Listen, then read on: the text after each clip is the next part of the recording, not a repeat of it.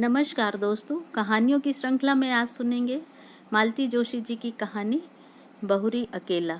तो आइए सुनते हैं। स्टाफ रूम में गर्मा गर्म बहस चल रही थी। मुझे देखकर क्षण भर को ऐसा सन्नाटा खिंच गया कि मुझे लगा कि कहीं बहस का मुद्दा मैं ही तो नहीं हूँ। तभी मिसेस झा ने कहा, लो ये आ गई मिस स्मार्टी, इन्हें भेज दो, बहुत काबिल आइटम हैं, कैसी भी सिचुएशन हो ब्रेवली हैंडल करती हैं। मिसेस सक्सेना मुंह बनाकर बोली, वे दिन गए मिसेस झा, अब तो ये मिस प्रिविलेज्ड हैं, इन्हें कोई हाथ भी नहीं लगा सकता। क्या हुआ भाई, सुबह सुबह मुझ पर इतनी कृपा दृष्टि क्यों हो रही है? मैंने आखिर पूछ ही लिया। अरे हम गरीब क्या कृपा दृष्टि करेंगे, कृपा दृष्टि तो आप पर मैडम की है, इसीलिए तो तुम्हें कोई असाइनमेंट नहीं दिया जा सकता, खासकर संडेज को। मिसेस सक्सेना कुटिलता से आंखें नचाकर बोली। कुछ पता भी तो चले कि माजरा क्या है, मैंने कुर्सी खींचते हुए कहा। उत्तर में सबने एक साथ बोलना शुरू किया।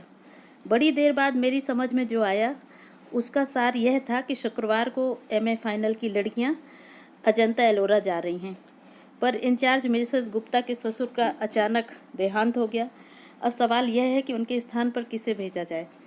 सबकी अपनी परेशानियां थीं। मिसेस सक्सेना की बिटिया वायरल में पड़ी थी, रविवार को किरण के देवर की सगाई थी, मिसेस कृपाल की सास पैर में प्लास्टर बंधवा कर पड़ी थीं, खंडेलवाल के पूरे दिन चल रहे थे, दास गुप्ता के दोनों बच्चों के सोमवार से टर्मिनल्स शुरू हो रहे थे और बिसारिया पहले से ही छुट्टी पर थीं। स्टाफ में 2-3 अति बुजुर्ग सदस्य थीं जिन्हें इस मिशन पर भेजना बेकार था। एकाएक मुझे याद आया, विभा तो जा रही है ना, या उसके यहाँ भी कोई प्रॉब्लम है? विभा तो जा रही है, पर वह तो खुद बच्ची है, लड़कियों को क्या संभालेगी? कोई जिम्मेदार व्यक्ति भी तो साथ होना चाहिए, और तुम्हें कोई हाथ नहीं लगा सकता। मैडम की चहेती जो हो, उनकी सख्त हिदायत है कि अंजू शर्मा को छुट्टी के दिन कोई काम ना सौंपा जाए। देर से शादी करने का यही तो फ़ायदा है, सबकी सिंपैथी मिल जाती है। मैं चकित सी देखती रह गई। ये सब की सब मेरी कुलीग्स थीं, सालों से हम साथ काम कर रहे थे। हमेशा कैसी शहद घुली बातें करती हैं। आज पता चला कि सबके मन में कितना जहर भरा हुआ है। उन सब के पास व्यस्तताओं की एक लंबी लिस्ट थी, एक मैं ही फालतू नज़र आ रही थी, पर उनके शब्दों में प्रिविलेज्ड थी, इसलिए सबकी जबान पर जैसे कांटे उगाए थे। भला हो मिसेस देश पांडे का। मेरा पक्ष लेती हुई बोली, अभी तक तो यही बेचारी सारी बेगार ढो रही थी, अब इसके साथ मैडम थोड़ी सिंपैथेटिक हो गई हैं तो तुम लोगों को जलन हो रही है। अरे यह तो सोचो कि इतनी देर से उसने शादी की है, पति भी साथ नहीं रहते, एक छुट्टी के दिन ही मेल मुलाकात हो पाती है, वह भी तुम लोगों से देखा नहीं जाता। उनकी बुजुर्गियत का ख्याल करके सब चुप हो गईं, पर सबके चेहरे पर यह भाव था कि इसने देर से शादी की है तो उसका खामियाजा हम क्यों भुगतें। मिसेस सक्सेना से तो आखिर रहा नहीं गया। बोली, आंटी अब साल भर तो हो गया, इतना तो कोई नई नवेली दुल्हन को भी नहीं सहेजता। मेरा तो जैसे खून खौल गया। आप लोग यही चाहती हैं कि इस बार मैं लड़कियों के साथ जाऊं तो चली जाऊंगी, उसके लिए इतने तानों उलाहनों की क्या ज़रूरत है? और मिस्टर हबी, उनका क्या होगा? उनकी चिंता आपको क्यों हो रही है? That is my problem. उसी तैश में मैं मैडम के कमरे में चली गई और कह दिया कि मिसेस गुप्ता के ना आने से कोई परेशानी हो रही हो तो मैं तैयार हूँ। वे कुछ देर तक तो मुझे देखती रहीं, फिर बोली, it is very supporting of you. दरअसल मैं तुम्हें बुलाने का ही सोच रही थी, अकेली विभा पर तो भरोसा किया नहीं जा सकता ना।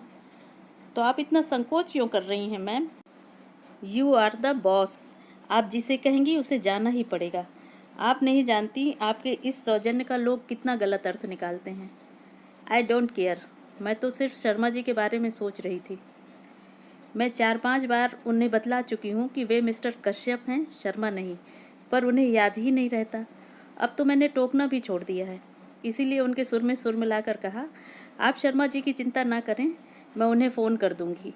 वे भी सरकारी नौकर हैं, ड्यूटी का मतलब समझते हैं। Okay and good luck to you. घर लौटते समय बहुत हल्का महसूस कर रही थी। मेरे प्रस्ताव के बाद मैडम के चेहरे पर जो राहत के भाव उभरे थे, उनसे बड़ी संतुष्टि मिली थी, पर ईमानदारी की बात यह थी कि उनसे भी ज़्यादा राहत का एहसास मुझे हो रहा था। पिछले 2 हफ्ते श्रीमान जी नहीं आए थे। आखिरी बार जिस मूड में यहाँ से गए थे, लगता था इस बार भी नहीं आएंगे। 2 रविवार लगातार मैं पड़ोसियों की प्यार भरी पूछताछ से तंग आ गई थी। इस हफ्ते फिर वही सब दोहराना संकट लग रहा था। शायद इसीलिए आगे बढ़कर मैंने यह जिम्मेदारी ले ली थी। मुझे एक बहाना चाहिए था, सो मिल गया। कभी कभी लगता है मैंने नाहक शादी की। जिंदगी अच्छी भली गुजर रही थी, ना कोई टेंशन था, ना पछतावा। बस एक शादी की चिंता थी जो मुझसे ज़्यादा मेरे भाइयों को खाए जा रही थी। अपनी भरी पूरी गृहस्थियों के बीच बेचारे एक अपराध बोध के साथ जी रहे थे। बड़े भैया की पिंकी के बीए कर लेने के बाद तो सब के सब जैसे एकदम व्यग्र हो उठे। कम से कम उसकी शादी के पहले मेरी शादी हो जाना लाजमी था। सो श्रीमान कश्यप को घेरा गया। 10 और 12 साल के 2 बच्चों के बाप से शादी करना मेरे लिए कतई रोमांचक नहीं था, पर भाई आश्वस्त थे कि मुझे अपना एक घर मिल गया है। पर उस घर से जुड़ कहाँ पाई, किसी ने मौका ही नहीं दिया। शादी के बाद 4-5 दिन रही थी। बाद में दीपावली पर लक्ष्मी पूजन के लिए गई थी। बस छुट्टियों में वे मुझे 1 आध महीना घुमाने ले गए थे। 1 महीना मुझे भाइयों के पास रहने के लिए कह दिया था। भाइयों के पास तो हर छुट्टी में जाती थी, पर इस बार का अनुभव नया था। पीहर आई बहन बेटी का स्वागत सत्कार, लाड़ दुलार पहली बार ही पाया था। शादी के बाद भी मैं तो उसी घर में बनी रही, पर हाँ, मिस्टर कश्यप को जरूर एक अतिरिक्त घर मिल गया था। उनकी सारी छुट्टियां यहीं गुजरती। केंद्र सरकार की नौकरी थी, शनिवार रविवार छुट्टी होती। वे भोपाल से शुक्रवार को इंटरसिटी से आते और सोमवार की सुबह उसी ट्रेन से लौट जाते।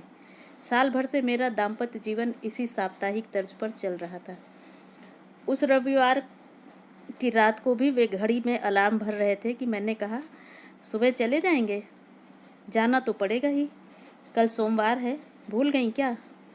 सोमवार को कैसे भूल सकती हूँ, मुझे भी तो कॉलेज जाना है। पर मुझे भी कुछ याद आ रहा है। क्या? कल शाम मैंने कुछ लोगों को खाने पर बुला लिया था। कल क्यों, आज ही बुला लेती ना। यूं ही बुलाना अच्छा नहीं लगता, कोई मौका भी तो हो। तो कल क्या है? आपकी याददाश्त तो इतनी अच्छी है, आपको यहाँ बैठकर भी अपने बच्चों के ही नहीं, भांजे भतीजों के, मामा मौसियों के जन्मदिन याद आ जाते हैं। कल तुम्हारा जन्मदिन है? नहीं, मेरा जन्मदिन तो कब से आकर चला गया। जिन्हें याद था उन्होंने मना भी लिया। आपके लिए मुझे 100 बहाने गढ़ने पड़े। एक साड़ी अपनी ओर से खरीद कर आपके उपहार के तौर पर पेश करनी पड़ी। मेरा जन्मदिन आपको याद नहीं रहा, कोई बात नहीं, पर कल की तारीख तो आपको याद रखनी चाहिए, या कि उसका भी आपके लिए कोई महत्व नहीं। ना चाहते हुए भी मेरी आवाज़ थोड़ी तल्ख हो गई थी। उन्होंने कैलेंडर की ओर नज़र डाली। ओह, कल 11 नवंबर है, मतलब अपनी शादी को 1 साल पूरा हो गया। धन्य भाग, आपको याद तो आया, पर आपने इस तरह मुंह क्यों लटका लिया? मैंने रुकने के लिए कहा जरूर है, पर कोई प्रॉब्लम हो तो रहने दीजिए। सेलिब्रेशन का मूड अगर है तो मैं साथ चली चलती हूँ, नहीं तो उसकी भी कोई ज़रूरत नहीं है। तुम चलना चाहो तो ज़रूर चलो, उन्होंने कहा, पर स्वर में कोई आग्रह नहीं था। सेलिब्रेशन का तो ऐसा है कि बच्चों की परीक्षाएं चल रही हैं। मंगलवार को रौनक का गणित का पेपर है, इसीलिए मेरा कल जाना ज़रूरी है। सेलिब्रेशन से मेरा मतलब किसी पार्टी से नहीं था। हम सब मिलकर बाहर खाना खा सकते थे या एक आध पिक्चर देख सकते थे। बच्चों की परीक्षाएं चल रही हैं तो कोई बात नहीं, हम लोग दिन भर साथ ही रह लेते। यह प्रस्ताव आपकी ओर से आता तो मैं उतने ही में खुश हो जाती, पर आपको तो याद ही नहीं था। आपको अम्मा जी के ठाकुर जी तक की याद रहती है। पिछली रामनवमी और जन्माष्टमी पर श्रृंगार का सारा सामान आप यहीं से तो ले गए थे। बस आपको मेरा जन्मदिन और अपनी शादी की सालगिरह याद नहीं रही। बार बार बच्चों का अम्मा का ताना क्यों दे रही हो? वे लोग मेरी जिम्मेदारी हैं, और मैं क्या हूँ? सिर्फ ज़रूरत। कैसी ज़रूरत, यह भी बताना पड़ेगा। कुछ देर तक कमरे में भीषण स्तब्धता छाई रही। फिर मैंने ही कहा, आप बच्चों के सामने एक आदर्श पिता बने रहना चाहते हैं, इसीलिए मुझे तरजीह नहीं देते, जानती हूँ। इसीलिए आज तक आपने मेरे स्थानांतरण के लिए प्रयत्न नहीं किया। आश्चर्य तो यह है कि अम्मा जी ने भी कभी इसके लिए जोर नहीं दिया। Please leave my mother alone. मैं कोई उन्हें गाली थोड़े ही दे रही हूँ, एक बात कह रही हूँ। कोई भावुक महिला होती तो कहती, बहू अब तुम आकर जल्दी से अपना घर बार संभालो और मुझे छुट्टी दो। पर वे बड़ी प्रैक्टिकल हैं, उन्हें यही व्यवस्था रास आ गई है। घर में उनका एक छत्र शासन भी बना रहता है और बेटे को कोई परेशानी भी नहीं होती। वह आदर्श बेटा बना रहता है, आदर्श पिता बना रहता है और उसकी साप्ताहिक आनंद यात्रा भी निर्विघ्न चलती रहती है। आनंद यात्रा? वाह, तुम क्या सोचती हो? तुम कोई हुस्न परी हो जिसके लिए मैं दीवाना बना चला आता हूँ? ठक लगा जैसे किसी ने मेरे कलेजे पर एक घूंसा जड़ दिया हो। बड़ी मुश्किल से मैं उस पीड़ा को जब्त कर पाई। फिर अत्यंत कसैले स्वर में कहा, मैं हुस्न परी होती तो 34 साल तक अनब्याही न बैठी रहती और ना ही 2 बच्चों के बाप से शादी करती। यह बात कहने के साथ ही मैं दीवार की ओर मुँह करके लेट गई थी। इस कारण उनका चेहरा देख नहीं पाई, पर वह जरूर स्याह पड़ गया होगा। वे उस रात कब कहाँ सोए मैं नहीं जानती।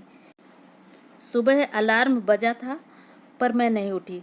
उन्होंने शायद अपने से ही चाय बनाई थी, पर मैं दम साधे पड़ी रही। जाते समय उन्होंने मुझे आवाज़ दी भी हो तो पता नहीं। सुबह उठी तो लगा जैसे एक भयानक स्वप्न देखकर जागी हूँ। उसके बाद आज तीसरा शुक्रवार है, जनाब की कोई खबर नहीं। रूठ कर गए हैं, सोचा होगा मना लेगी, पर हम उस मिट्टी के नहीं बने हैं, बल्कि गुस्सा तो मुझे होना चाहिए था। अपमान तो मेरा हुआ है। सच तो यह है कि उनके ना आने से मुझे राहत ही मिली थी, क्योंकि मुझे लग रहा था कि अब मैं उस व्यक्ति का स्पर्श या सामीप्य सहन नहीं कर पाऊंगी। सुबह बैग भर रही थी कि फ़ोन खड़का। मैं बोल रहा हूँ। मैं? कितना ज़बरदस्त अहम है, जैसे आवाज़ सुनते ही पहचान लिए जाएंगे। अच्छा आप हैं, कहिए। हम लोग रात को 9 बजे तक पहुँच रहे हैं। फ़ोन इसलिए किया कि खाना बना कर रख सको। पिछले 2 शुक्रवार से मेरा खाना बर्बाद हो रहा था, पर मैंने उसका जिक्र न करते हुए कहा, हम लोग मतलब बच्चे भी साथ आ रहे हैं, इसीलिए बस से आ रहा हूँ, ट्रेन बहुत लेट पहुँचती है। मैं पसोपेश में पड़ गई। मेरी चुप्पी से वे भी थोड़े विचलित हो गए। क्या हुआ? Any problem? कहो तो बच्चों को ना लाऊं। बड़ी मुश्किल से उन्हें राजी किया था। बच्चे आ रहे हैं तो दे आर मोस्ट वेलकम, लेकिन सचमुच एक प्रॉब्लम आ गई है। मैं आज शाम को अजंता एलोरा जा रही हूँ। प्रोग्राम बदल नहीं सकती? नहीं, क्योंकि यह प्लेजर ट्रिप नहीं है। कॉलेज की लड़कियों के साथ इंचार्ज बनकर जा रही हूँ। पर तुम ही क्यों? मैं क्यों नहीं? पिछले साल भर से तो उन्होंने मुझसे कोई काम नहीं लिया। मेरे सारे संडेज फ्री रखे। कॉलेज में इतनी परीक्षाएं होती हैं, पर कभी इन्विजिलेशन की ड्यूटी भी नहीं दी। पर किसी की सदाशयता का ज़्यादा फ़ायदा उठाना अच्छा थोड़े ही लगता है। आखिर ये मेरी नौकरी है। इस बार उधर चुप्पी छाई रही। फिर 2 हफ्ते से आप आए नहीं थे, तो मैंने सोचा इस बार भी नहीं आएंगे। मैं 2 हफ्तों से नहीं आया तो तुमने कोई खोज खबर भी तो नहीं ली? एक बार फ़ोन ही कर लेती। कारण मुझे मालूम था, इसीलिए फ़ोन नहीं किया। मैं बीमार भी तो हो सकता था। बीमार होते तो आप ही मुझे फ़ोन करते। आप तो नाराज़ थे। मैं तो आज भी आपको एक्सपेक्ट नहीं कर रही थी। शायद अम्मा जी ने। हर बार अम्मा को बीच में क्यों ले आती हो? बहुत श्रद्धालु अंतःकरण से कह रही हूँ कि शायद अम्मा जी ने ही समझाया होगा कि कमाऊ बीबी से बनाकर चलना चाहिए।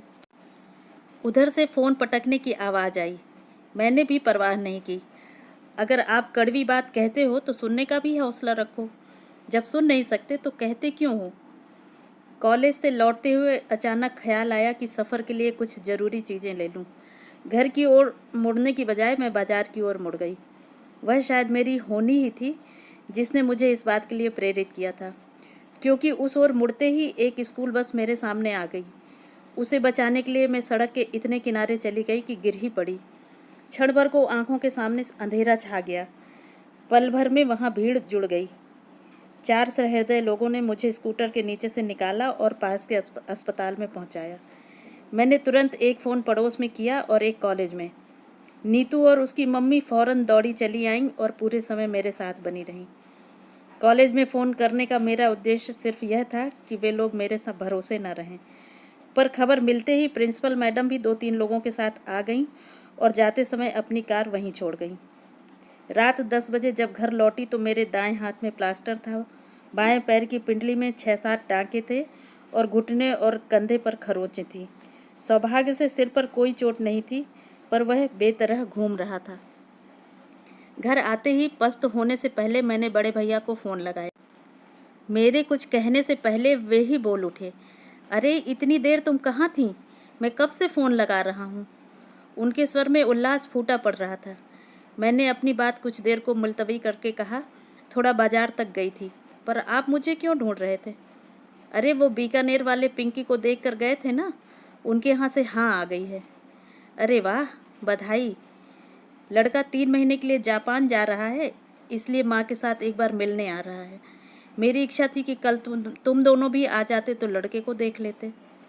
दरअसल क्या है भैया कि मैं कॉलेज के साथ टूर पर जा रही थी, तो इन्हें आने के लिए मना कर दिया था। कब जा रही हो? आज ही जाना था, पर पता नहीं कैसे स्कूटर से गिर पड़ी, पट्टी वगैरह करवा कर अभी लौटी हूँ। ज़्यादा चोट तो नहीं आई? चोट तो ज़्यादा नहीं है, पर आना ज़रा मुश्किल लग रहा है। खैर कोई बात नहीं, टेक केयर। इन लोगों से निपट लूँ फिर आता हूँ। नीतू मुझे देखती रह गई।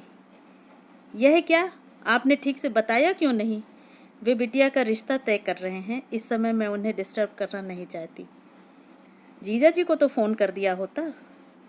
नहीं रे, यहाँ नहीं आना था, इसलिए उन्होंने टूर का प्रोग्राम बना लिया था। घर पर अम्मा जी और बच्चे अकेले होंगे, इतनी रात को फ़ोन करूँगी तो वो परेशान हो जाएंगे। जीजा जी के पास मोबाइल नहीं है?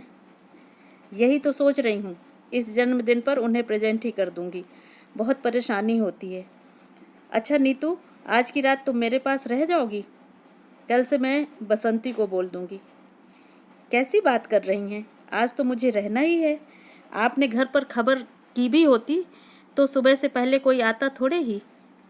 वह रात बहुत मुश्किल से कटी। उपचार के समय उन्होंने ज़रूर कोई निश्चेतक दवा दी होगी। उसका असर धीरे धीरे कम हो रहा था और दर्द अपना अस्तित्व जताने लगा था। यूँ तो दर्द निवारक गोलियां भी दी गई थीं, पर उन्हें कारगर होने में थोड़ा समय लगना ही था।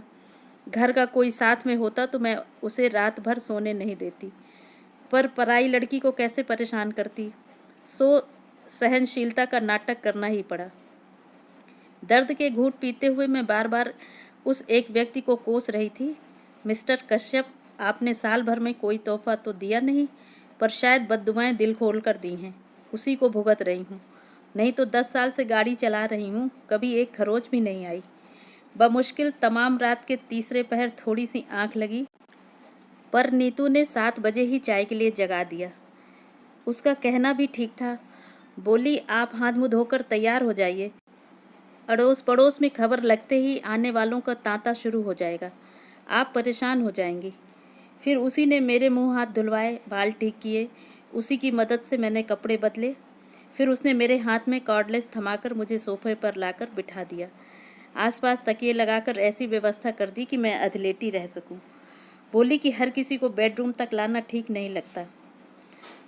उसका तर्क ठीक था, और जैसा कि उसने कहा था, 8 बजे से आने वालों का सिलसिला जो शुरू हुआ 10 साढ़े 10 बजे तक चलता ही रहा। बेचारी नीतू नहाने धोने घर भी न जा सकी।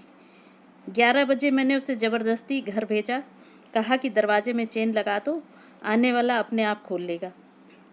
नीतू को गए मुश्किल से 10 मिनट ही हुए होंगे कि दरवाज़ा अपने आप खुल गया। मैं तो चकित थी कि ना दस्तक ना घंटी, ऐसे अचानक कौन आ गया। पर जब आगंतुक को देखा तो देखती रह गई। कमर पर दोनों हाथ रखे दरवाजे पर खड़े होकर श्रीमान मुझे घूर रहे थे। उस दृष्टि में रोष था, उपालंब था, उपहास था और शायद तिरस्कार भी। आई नो इट, मुझे मालूम था तुम्हें कहीं आना जाना नहीं था, सिर्फ मुझे टालने के लिए बहाना बनाया गया था। I was dead sure.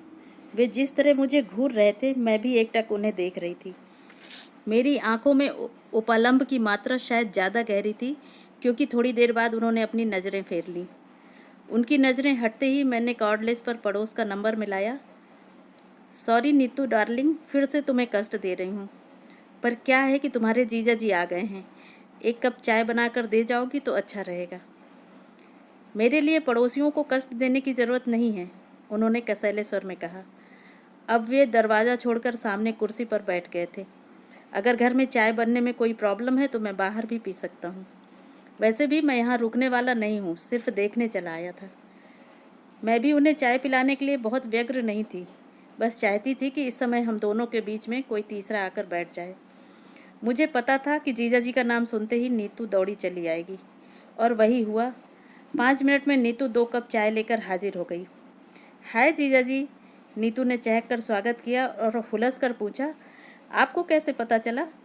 दीदी तो फ़ोन ही नहीं कर रही थी। पता करने वाले पता कर ही लेते हैं, इन्होंने कुटिल मुस्कान के साथ कहा। बेचारी नीतू इनका मंतव्य समझ ही नहीं पाई। अपनी ही रौ में बोली, मम्मी तो कह रही थी कि दिल से दिल को राह होती है, फ़ोन करने की क्या ज़रूरत है। फिर इन्हें चाय पकड़ाते हुए मुझसे बोली, दीदी अब आप भी उठकर ज़रा सी चाय पी लो, सुबह से बोल बोल कर दिमाग चकरा गया होगा। वह मुझे सहारा देकर उठाने लगी और इनके चेहरे का रंग बदलने लगा। मेरी अधलेटी मुद्रा को वे अनादर का प्रदर्शन समझ रहे थे। अब उन्हें कुछ कुछ समझ में आ रहा था। उठने की प्रक्रिया में जब मेरा शॉल कंधे से खिसक गया तो प्लास्टर पर उनकी नज़र पड़ी। अरे ये हाथ को क्या हो गया? गनीमत है कि सिर्फ हाथ ही टूटा है। आप खुशकिस्मत हैं जीजा जी कि ये सही सलामत बच गईं, वरना क्या से क्या हो जाता। तुम्हें मैं सही सलामत नज़र आ रही हूँ? अरे हाथ ही तो टूटा है। सब लोग कह रहे थे कि किस्मत वाली थी जो सड़क के किनारे गिरी, अगर बीच में गिरती तो सोचो क्या होता। उस कल्पना मात्र से ही मुझे झुरझुरी हो आई। मैंने नीतू से कहा, थोड़ी हेल्प कर दोगी तो भीतर जाकर थोड़ा लेट लूँगी। हाँ अब आप बिल्कुल आराम करो, कोई आएगा तो जीजा जी निपट लेंगे। बिस्तर पर लेटते हुए मैंने कहा, बसंती को 2 दिन की छुट्टी दे दी थी, अगर किसी के हाथ खबर भिजवा दोगी तो वह आ जाएगी, 2 रोटी ही डाल जाएगी। बसंती को मैं खबर कर दूंगी, पर आप रोटी की इतनी चिंता क्यों कर रही हैं? हम लोग क्या इतना भी नहीं कर सकते? तुम ही लोग तो कर रहे हो, पड़ोसी और होते किस लिए हैं? नीतू जब चली गई तो ये कमरे में आकर बोले, इतना सब हो गया तो क्या मुझे फ़ोन नहीं कर सकती थी? मैंने एक क्षण उनकी ओर देखा और कहा, फ़ोन कर भी देती तो क्या आप विश्वास कर लेते, या इसे भी एक बहाना समझते? वे चुप हो गए। फिर बड़ी देर तक मौन हम दोनों के बीच पसरा रहा। फिर कुछ देर बाद फ़ोन बजा। मेरा कॉर्डलेस बाहर ही छूट गया था, इसलिए फ़ोन इन्हें ही उठाना पड़ा। शायद बड़े भैया का था, मेरे हालचाल पूछ रहे थे। मैं जब तक उन्हें सावधान करती वे सब ब्यौरा दे चुके थे। फिर तो मेरी पेशी होनी ही थी। ये क्या कर बैठी तुम, और रात को मुझे बताया क्यों नहीं? मैं उसी समय चला आता। मुझे मालूम था इसीलिए नहीं बताया। आप आ भी जाते तो सुबह फिर मेहमानों के लिए भागना पड़ता। अब आपकी उम्र इतनी भागदौड़ करने की नहीं है। वैसे चिंता की कोई बात नहीं है, पड़ोसी बहुत अच्छे हैं, और अब तो ये भी आ गए हैं। हाँ अभी फ़ोन पर उनकी आवाज़ सुनकर थोड़ा संतोष तो हुआ। अच्छा तो हम लोग सुबह आते हैं, टेक केयर। भैया के फ़ोन के बाद फिर से सन्नाटा छा गया। ये पेपर पढ़ते रहे, मैं सोने की कोशिश करती रही। नीतू दोनों की थालियां लेकर आई, तभी यह नीरवता भंग हुई। नीतू बोली, मम्मी तो कह रही थी कि जमाई जी को यहीं बुला लो, ठीक से खा लेंगे, पर मैंने कह दिया कि दीदी अकेले बोर हो जाएंगी। वो अच्छी हो जाए फिर दोनों को एक साथ बुलाकर खूब खातिरदारी कर लेना। एक बात और, जाते हुए मैं बाहर से ताला डालकर जा रही हूँ, नहीं तो मोहल्ले भर की आंटी लोग तंग करने आ जाएंगी। रात भर की जागी हो, थोड़ा आराम कर लो। खोलोगी कब? 4 बजे, जब चाय लेकर आऊँगी ना। और सचमुच वह हमें ताले में बंद करके चली गई। वह जब तक रहती है पटर पटर करती रहती है, घर भरा भरा लगता है। उसके जाते ही एक निचाट सूनेपन ने घेर लिया। उस असहज एकांत से निजात पाने के लिए मैंने कहा, आप तो आज ही जाने वाले थे ना, तो दिन में निकल जाते, रात में ठंड से परेशान हो जाएंगे। वे एक क्षण मुझे घूरते रहे, फिर बोले, मुझे क्या इतना गया गुजरा समझ लिया है कि तुम्हें इस हाल में छोड़कर चला जाऊंगा? इस तरह से बात यहीं पर एक अच्छे बिंदु पर समाप्त हो जानी थी, पर मेरे मन में तो प्रतिशोध की आग धधक रही थी। वह हुस्न परी वाला डायलॉग मेरे कलेजे में कील की तरह गड़ा हुआ था। उसी ने मुझे चुप नहीं बैठने दिया। मैंने बड़े नाटकीय अंदाज में कहा, मेरी यह हालत है तभी तो कह रही हूँ, रुक कर क्या करेंगे? वे अवाक होकर मुझे देखते रह गए। What do you mean? कुछ नहीं, एक पुरानी बात याद आ गई। एक बार आए थे और मैं संकोच के मारे मैं क्षण भर को चुप रह गई। उस दिन आप कितना नाराज हुए थे, कहा था कि फ़ोन तो कर देती, बेकार में 200-250 रुपयों का चूना लग गया। उनका चेहरा फक पड़ गया। डूबती सी आवाज़ में बोले, उस बात को अब तक गांठ बांधे बैठी हो? यही क्यों, और भी बहुत सी हैं। सारी गांठें खोलने बैठूंगी तो सुबह से शाम हो जाएगी। तुम तो ऐसे कह रही हो जैसे मैं तुम पर बहुत अत्याचार करता हूँ। प्रचलित मायनों में इसे अत्याचार कहते हैं। वह तो आप कर नहीं सकते क्योंकि मैं उतनी बेचारी नहीं हूँ। आपका तरीका बहुत सोफिस्टिकेटेड है और अप्रोच बहुत ही प्रैक्टिकल। बहुत आसानी से आप सामने वालों की भावनाओं को अनदेखा कर सकते हैं। मसलन मसलन अब कहाँ से शुरू करूँ? चलिए शुरू से करते हैं। याद है जब शादी के बाद पहली बार हम लोग इस घर में आए थे, मेरी सहेलियों ने घर बहुत कलात्मक ढंग से सजाया था। हमारा स्वागत भी बहुत शानदार हुआ था। हार, फूल, संगीत, उपहार, मिठाई, और लोग इतने की पैर रखने की जगह नहीं थी। उसके बाद जब हम अकेले हुए तो आपका प्रश्न था, फ्लैट तो बहुत सुंदर है, कितने का पड़ा? क्या मुझे यह पूछने का हक नहीं था? जरूर था, पर आपकी टाइमिंग गलत हो गई। उस निवृत्त एकांत की अवहेलना कर आप इंदौर और भोपाल की कीमतों की तुलना करते रहे। बातों बातों में आपने यह भी पूछ लिया कि मैंने बैंक से लोन उठाया था या जीपीएफ से लिया था, और यह भी कि किस्तें पट गई या कि अभी बाकी हैं। मेरे ख्याल से मुझे यह भी पूछने का हक नहीं था। हक 100% है, पर यह विषय उस दिन के लिए नहीं था। मुझे मालूम है मेरी शादी में मेरी नौकरी, मेरा वेतन, मेरा फ्लैट्स प्लस पॉइंट्स थे, पर वे ही अहम मुद्दा होकर रह जाएंगे और मैं गौड़ हो जाऊंगी, यह नहीं सोचा था। अगली बार आप जब आए तो आपने नॉमिनेशन के बारे में पूछा था। मैंने दोनों भाइयों के बेटों को फ्लैट और जीपीएफ के लिए नॉमिनेट किया था। आपने कहा कि अगर नामांकन बदलना है तो फुर्ती करनी होगी, नहीं तो बाद में बहुत परेशानी होती है। इसमें गलत क्या था? सरकारी दफ्तर में काम करता हूँ, रोज देखता हूँ कि लोग बाद में किस तरह परेशान होते हैं। मैं भी जानती हूँ, पर महीने भर पहले ब्याही औरत भविष्य के सपने रखती है। उसे वसीयत के बारे में सोचना जरा भी अच्छा नहीं लगता। बदली हुई परिस्थिति में शायद मैं खुद इस विषय में पहल करती, पर आपकी उतावली देखकर वितृष्णा हो आई। इसके बाद तो एक्सप्लॉयटेशन का एक नया अनवरत सिलसिला शुरू हो गया। मेरे टेलीफोन का बिल दुगना तिगना आने लगा। सब लोग छेड़ते कि रात रात भर मियाँ से बात करती होगी। उन्हें क्या पता था कि मियाँ ने घर पर बात करने के लिए एकदम मना किया हुआ है, और दफ्तर में बात करना मुझे अच्छा नहीं लगता। उन्हें कैसे बताती कि यहाँ आकर श्रीमान को सारे दोस्तों के, भाई भतीजों के जन्मदिन याद आ जाते हैं। सारे रिश्तेदारों की मिजाज पुरसी और मातम पुरसी यहीं से होती है। यह तो शायद तुम्हें भी पता होगा कि लॉन्ग डिस्टेंस कॉल्स संडेज़ को सस्ती पड़ती हैं, और अक्सर संडेज़ को मैं यहीं होता हूँ। हाँ, मुझे पता है, और मुझे यह भी पता है कि इंदौर का कपड़ा मार्केट बहुत अच्छा है, इसलिए चादरें और पर्दे यहीं से खरीदने चाहिए। यहाँ की रेडीमेड गारमेंट्स की मंडी भी बहुत मशहूर है, इसलिए बच्चों के जन्मदिन के कपड़े यहीं से लेने चाहिए। यहाँ जब तक गर्म कपड़ों की सेल लगती रहती है, इसलिए अम्मा जी के लिए शॉल और स्वेटर यहीं से जाएगा। इसके अलावा और भी फरमाइशी आइटम्स हैं, जैसे फरियाली सामान, नमकीन, राहुल के लिए कैमरा, एटलस, रीना के लिए बारबी का सेट, कलर बॉक्स वगैरह। और मुझे यह भी मालूम है कि आपने घर पर कभी नहीं जताया होगा कि फरमाइशें कौन पूरी कर रहा है। देखो, ज़्यादा एहसान जताने की ज़रूरत नहीं है। हिसाब लगा कर रखना, अगली बार आऊँगा तो सब चुकता कर जाऊँगा। हिसाब करने की ज़रूरत नहीं है, क्योंकि यह सब मैंने अपने घर के लिए, अपने बच्चों के लिए किया था। जिस तरह शादी के बाद यह घर आपका हो गया, मैंने सोचा कि वह घर भी अब मेरा ही है। इसलिए एहसान की कोई बात नहीं है, बात अधिकार की है। राहुल को जन्मदिन पर डांस करना था, आप यहाँ का म्यूजिक सिस्टम ले गए। बच्चों को गर्मियों में पिक्चर्स देखनी थी, आप यहाँ से वीसीडी प्लेयर ले गए। बार बार बिजली गुल होने से बच्चों की पढ़ाई हर्ज होती है, इसलिए मेरा इमरजेंसी लैंप भी भोपाल पहुँच गया। मैं शिकायत नहीं कर रही हूँ, आपको अधिकार था और आपने उसका उपयोग किया, पर यह तो वन वे ट्रैफिक हो गया। मुझे तो कोई अधिकार मिला ही नहीं, मेरा तो सिर्फ एक्सप्लॉयटेशन किया गया। एक्सप्लॉयटेशन, वाह, सुनने में तो बुरा लगता है ना। शोषण कहूँगी तो और भी बुरा लगेगा, पर मेरे साथ यही हो रहा था और वह मेरी समझ में भी आ रहा था। पर मैंने मन को बहला लिया था कि मैं घर की किस्तें चुका रही हूँ।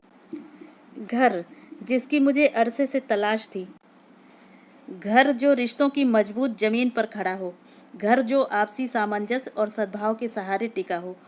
पर वह घर तो मुझे मिला नहीं, आपने दिया ही नहीं। देखो, तुम्हारी तरह मैं साहित्यिक भाषा तो नहीं बोल सकता, लेकिन आप खूब बोल सकते हैं। आपका हुस्न परी वाला जुमला तो अब तक मेरे कलेजे में गड़ा हुआ है। कल रात मैं दर्द के मारे सो नहीं पाई थी, पर यह दर्द उस दर्द के मुकाबले कुछ नहीं था जो उस रात आपने मुझे दिया। ये घाव तो कल को भर भी जाएंगे, पर यह घाव तो ताउम्र हरा रहेगा। और आज तो आपने कमाल ही कर दिया। आज आज मैंने क्या किया? वे हैरान थे। आज आप सिर्फ मेरे सच को परखने यहाँ चले आए। मान लो मैं चली ही गई होती तो आपकी क्या इज्जत रह जाती, या मेरी ही क्या इमेज बनती? आपकी तो ये दूसरी शादी है। इतना तो आप भी समझते होंगे कि दाम्पत्य का आधार होता है विश्वास। और मिस्टर कश्यप, आपने उसे ही नकार दिया। फिर शेष क्या रहा? तभी दरवाज़ा खड़का। नीतू शायद चाय लेकर आई थी। हम दोनों अच्छे बच्चों की तरह चुपचाप बैठ गए। वैसे भी मैं बोल बोलकर इतना थक गई थी कि कुछ देर आंख बंद करके लेटने को जी जा रहा था, और चाय पीकर मैं सचमुच में लेट गई। नीतू बोली, जीजा जी शाम को क्या खाना पसंद करेंगे, बताइए। व्यंग्यपूर्ण मुस्कुराहट के साथ ये बोले, मैं गरीब क्या बताऊंगा, अपनी दीदी से पूछो। गेस्ट ऑफ ऑनर तो वे हैं। और इतना कहकर वे बाथरूम में चले गए। नीतू थोड़ी देर बैठी बतियाती रही, पर मेरी ओर से कोई प्रोत्साहन न पाकर चुपचाप उठकर चली गई। वे फ्रेश होकर आए और बालों में कंघा फेरते हुए बोले, अच्छा तो मैं निकल रहा हूँ। मैंने प्रश्नार्थक नज़रों से उनकी ओर देखा। रतलाम वालों के आने तक रुकने का इरादा था, पर देखता हूँ उसकी कोई खास ज़रूरत नहीं है। तुम्हारे अड़ोसी पड़ोसी बहुत अच्छे हैं, खूब अच्छी सेवा टहल कर रहे हैं। मेरी वजह से बल्कि असुविधा ही हो रही है। और हाँ, तुम्हारी सारी चीज़ें अगली बार ले आऊँगा, अगर आया तो, वरना किसी के हाथ भिजवा दूँगा। मैंने उठने का उपक्रम किया तो बोले, लेटी रहो, मेरे लिए फॉर्मेलिटीज़ करने की ज़रूरत नहीं है। वैसे भी बहुत आदरमान हो चुका है। सी ऑफ करने के लिए न सही, दरवाज़ा बंद करने के लिए तो उठना होगा। मैं लड़खड़ाते हुए उठ खड़ी हुई। लंगड़ाते हुए जब तक दरवाजे पर पहुंची, ये 2 मंजिल उतरकर बिल्डिंग के गेट तक पहुंच चुके थे। खिड़की से मैं उन्हें जाते हुए देखती रही। फिर मैंने बहुत मुश्किल से दरवाज़ा बंद किया। इतने से श्रम से भी मैं हाफ गई थी।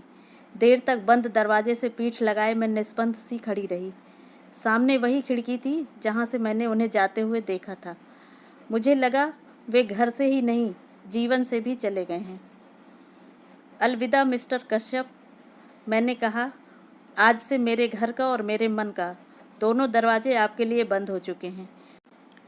घर का दरवाज़ा तो शायद कभी मजबूरी में खोलना भी पड़ेगा, क्योंकि इस शादी को इतनी आसानी से मैं नकार नहीं सकती। इसके लिए मेरे भाइयों ने बहुत सारा श्रम और पैसा खर्च किया है, इसलिए इस शादी को तो मुझे ढोना ही पड़ेगा। पर मेरे मन का दरवाज़ा अब आपके लिए कभी नहीं खुलेगा, कभी नहीं। तो ये थी कहानी। इसी तरह की और भी रोचक अनूठी कहानियों के लिए मेरे चैनल को सब्सक्राइब करना ना भूलें। चैनल को लाइक करें, ज़्यादा से ज़्यादा शेयर करें, और कमेंट करके ये ज़रूर बताएं कि आपको ये कहानी कैसी लगी। मिलते हैं अगले वीडियो में एक और नई कहानी के साथ। तब तक स्वस्थ रहें, सुरक्षित रहें। Thanks for listening.